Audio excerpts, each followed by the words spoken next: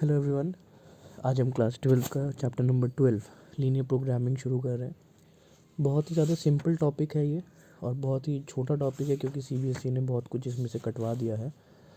ठीक है, तो ये चैप्टर शुरू करने से पहले आपको कुछ चीज़ों के बारे में पता होना चाहिए, तो मैं आपको बता देता हूँ फटाफट से, फिर एक दो क्वेश्चन करके ये चैप्टर हम ओवर करेंगे। ठीक है, देखिए बेसिकली ये चैप्टर वैसे तो कमर्शियल उसमें यूज़ किया जाता है।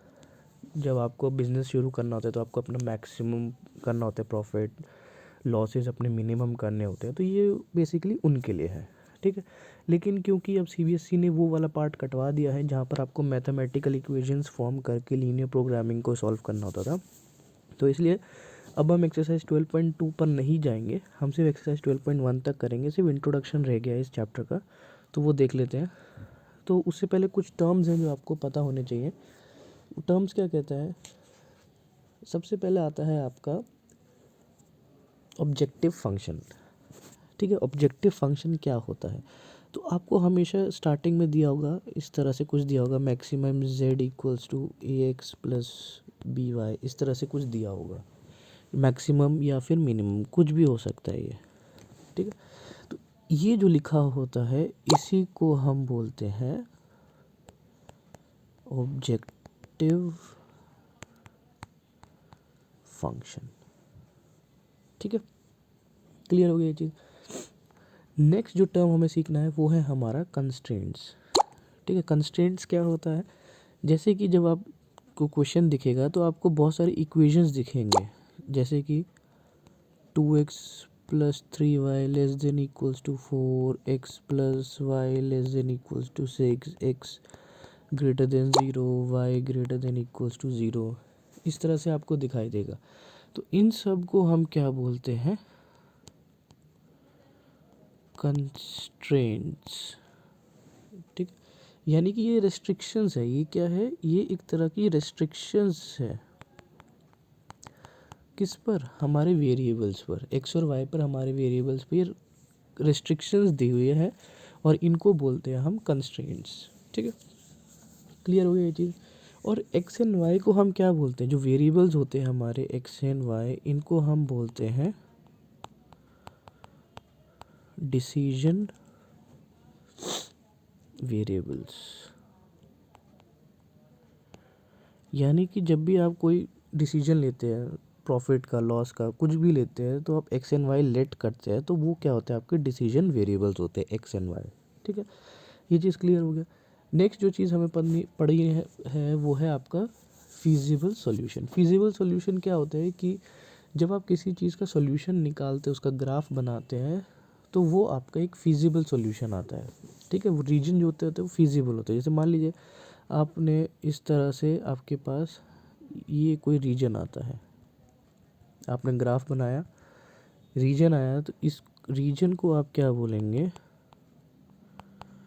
Feasible region. और इसके अंदर जो सॉल्यूशन होगा उसको हम बोलते हैं फिजिबल सॉल्यूशन। यानी इसके अंदर जो जो सॉल्यूशन आपको मिलेगा वो सब क्या होगा? आपका फिजिबल सॉल्यूशन होगा। जो इस शेडेड रीजन के बाहर है उसको हम क्या बोलते हैं? बाहर वाले पोर्शन को हम क्या बोलते हैं? Infeasible solution. ये क्या होते हैं? ये ग्राफ के बाहर वाले होते हैं। ठीक है, ये सब मैं आपको बताऊंगा अभी। ठीक है, अभी फ़िलहाल आप इतना याद रखिएगा।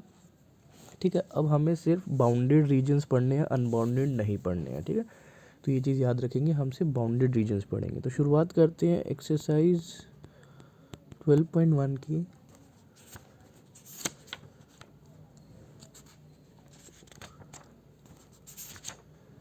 पहला क्वेश्चन देखते हैं। देखिए वो कह रहा है आपको क्या करना है? मैक्सिमम करना है किसी z को। z क्या है आपका? 3x plus 4y। ठीक है, और कंस्ट्रेंट्स आपको लिखा हुआ ही है उसके आगे। कंस्ट्रेंट्स क्या है आपके? x plus Y less than 4, x greater than 0, y greater than 0। तो देखिए ये आपका क्या है? ये है आपका ऑब्जेक्टिव फंक्शन, यानी इसको, ये आपका ऑब्जेक्टिव, ऑब्जेक्टिव क्या आपका मैक्सिमम करना है, ये क्या है आपके कंस्ट्रेंट्स हैं, ठीक है। और एक्स एंड वाई को हम क्या बोलते हैं, डिसीजन वेरिएबल्स, ठीक है। यहाँ तक तो समझ आ गया होगा आपको। अब हमें क्या निकालना है, इसका फिजिबल रीजन निकालना है, पहले रीजन निकलेगा फिर सॉल्यूशन निकलेगा। तो चलिए निकालते हैं इसको। तो जैसे कि आपको पता है ये इनइक्वालिटी है, इसको सॉल्व करते हैं। तो कैसे सॉल्व करेंगे, हम पहले इसको इक्वल ले लेते हैं और हम 2 या 3 सॉल्यूशन निकालते हैं इसके। तो x अगर 0 होगा तो y कितना होगा 4, x अगर 4 होगा तो y 0 हो जाएगा, और x को 1 लेंगे तो y 3 हो जाएगा, ठीक है। अब हमें क्या करना है, हमें इसका ग्राफ बनाना है। तो ग्राफ में यहाँ बना देता हूँ फटाफट से, 1 2 3 4, 1 2 3 4, x0 y4, x4 y0 1 3। तो ये इस तरह से आप इसको ज्वाइन कर दीजिए, ठीक है।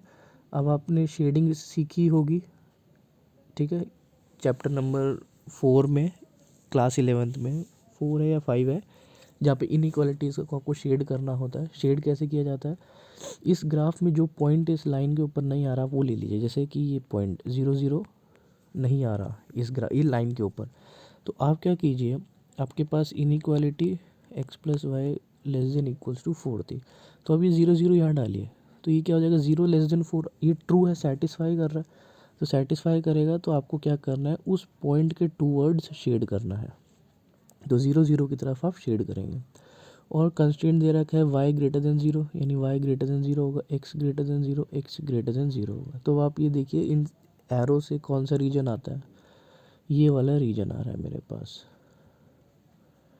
तो ये बन गया आपका, इसको हम क्या बोलते हैं, फीजिबल रीजन, ठीक है। और बाहर जो बच गया, इसके बाहर का जो रीजन है वो उसको क्या बोलेंगे हम, इनफीजिबल रीजन, ठीक है। अब इस फीजिबल रीजन के अंदर हमें कुछ सॉल्यूशंस देखने हैं। सॉल्यूशंस क्या होते हैं, इसके एंड पॉइंट्स होते हैं। ये एंड पॉइंट्स आपको दिख रहे होंगे, एक ट्राइंगल बन रहा है, 3 पॉइंट्स बनेंगे। तो 3 पॉइंट कौन कौन से बने, एक तो 0 0 बना है, इसको ए ले लेते हैं। एक 0 4 बना है, इसको बी ले लेते हैं। और एक 4 0 बना है, इसको सी ले लेते हैं। तो ये आपका ए आ गया, ये बी आ गया और ये सी आ गया। 3 पॉइंट आ गए मेरे, ठीक है। मेरे को क्या करना है, हमेशा एंड पॉइंट्स लेने हैं, ठीक है। बाकी इसके अंदर भी बहुत सारे पॉइंट्स होंगे, जैसे ये देखिए 1 1 इसके अंदर आ रहा है, 2 2 भी इसके अंदर आ रहा है, ठीक है, 2 1 भी इसके अंदर आ रहा है। बहुत सारे सॉल्यूशंस इसके अंदर आएंगे, लेकिन हम हमेशा एंड वाले लेंगे। तो ये क्या बना आपका, फीजिबल सॉल्यूशन, ठीक है।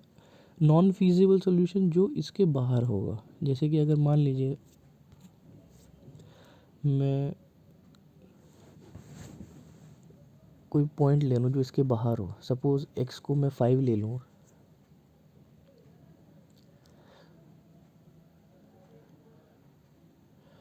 5 माइनस 1, चलिए ठीक है, 5 माइनस 1,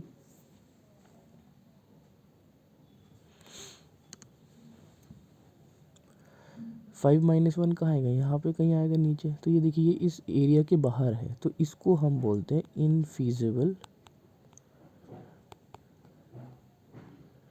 इनफीजिबल सॉल्यूशन। जो इस रीजन के बाहर होगा वो इनफीजिबल सॉल्यूशन होगा, जो इस रीजन के अंदर होगा वो फीजिबल सॉल्यूशन होगा, ठीक।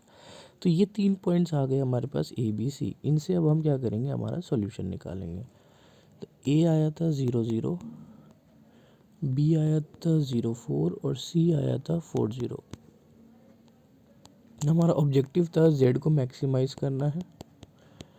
तो पहले हम ए से शुरू करेंगे, तो जेड कितना आएगा, 0 प्लस 0 0। नेक्स्ट बी, जेड कितना आएगा, 3 इंटू 0 प्लस 4 इंटू 4 16। सी से निकालेंगे तो जेड कितना आएगा, 3 इंटू 4 प्लस 4 इंटू 0 12। तो ये देखिए यहाँ पे मैक्सिमम आ रहा है, तो यानी कि ये मेरा क्या हो गया सॉल्यूशन। और सॉल्यूशन किस पर आया, बी पर आया है, यानी 0 4 पे आया है। ये आपका आंसर आ गया। ठीक है, क्लियर है, सिंपल सा है। नेक्स्ट एक क्वेश्चन और करके देख लेते हैं। इस पे आपको क्या करना है, मिनिमाइज करना है z को। -3x plus 4y constraints x plus 2y less than 8, 3x plus 2y less than 12, x greater than 0, y greater than 0। तो x प्लस 2y 8 एक इसका बनेगा, 3x plus 2y equal to 12 इसका बनेगा। तो एक्स वाई इसका बनाएंगे और इसका बनाते हैं। ठीक है, तो y अगर 0 हो जाएगा तो x कितना हो जाएगा, 8 हो जाएगा। ठीक है, y अगर 4 हो जाएगा तो x कितना हो जाएगा, 0 हो जाएगा। और y अगर 3 हो गया, x 2 हो जाएगा। ठीक है, सिमिलरली यहाँ ले लेते हैं।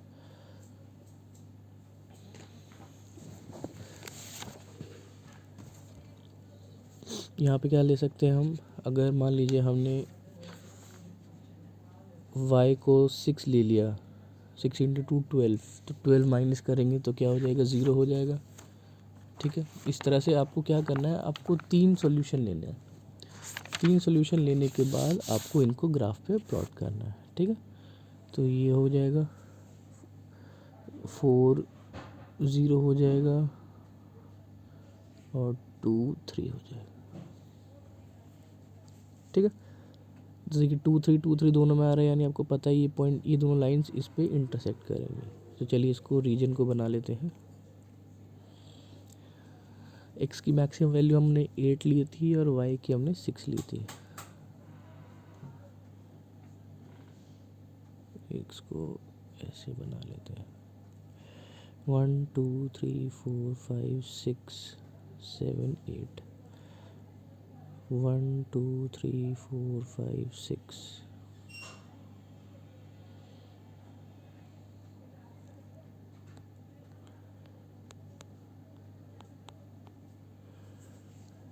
ठीक है, तो पहला पॉइंट 8 0 ये वाला है, दूसरा 0 4 ये वाला पॉइंट है, तीसरा 2 3 ये वाला पॉइंट है। इनको आप ज्वाइन कीजिए,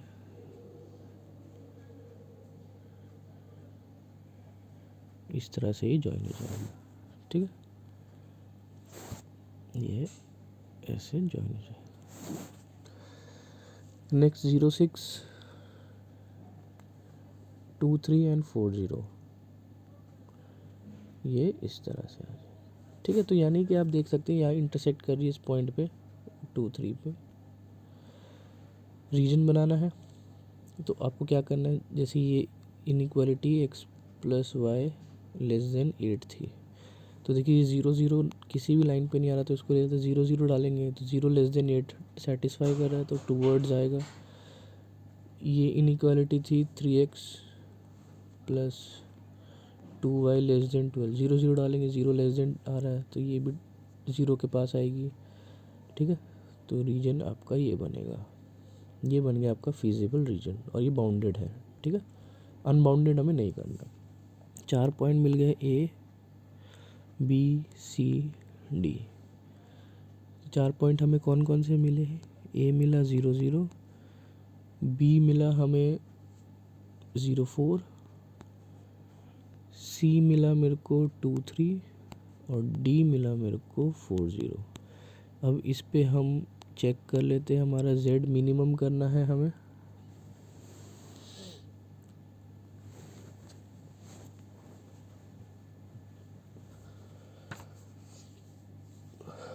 z हमारा है -3 इंटू 0 प्लस 4 इंटू 0, कितना आ गया 0।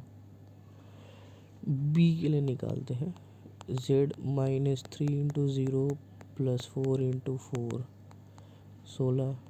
सी के लिए निकालेंगे माइनस 3 इंटू 2 प्लस 4 इंटू 3, 12 में से 6 जाएगा, 6 बचेगा। और डी के लिए निकालेंगे z minus 3 into 4 plus 4 into 0, कितना आएगा -12। और क्योंकि आपको ये क्या करना है, मिनिमम करना है, तो मिनिमम ये आया आपका किस पॉइंट पे, डी पॉइंट पे आया। ये आपका सॉल्यूशन बन गया। ठीक है, तो इस पूरे चैप्टर में आपको सिर्फ इतना ही करना है। ठीक है, 10.1 ही करना है आपको, मिनिमम करना है या मैक्सिमाइज करना है। ठीक है, तो आपको एक तो बाउंडेड रीजन करने हैं सिर्फ। ठीक है, फीजिबल, नॉन फीजिबल सॉल्यूशंस करने हैं आपको। ठीक है, ये दो चीज़ आपको करनी है, तो ये दोनों आपको 10.1 में मिल जाएगी। 10.2 आपको नहीं करना है। ठीक है, मैथमेटिकल फॉर्मेशन आपका कट चुका है। ठीक है, तो ये चैप्टर हमारा यही ख़त्म होता है। बिल्कुल छोटा सा चैप्टर है, इजी है, 5 नंबर का क्वेश्चन ज़रूर आता है, तो उसको अच्छे से कीजिएगा। ठीक है, थैंक यू।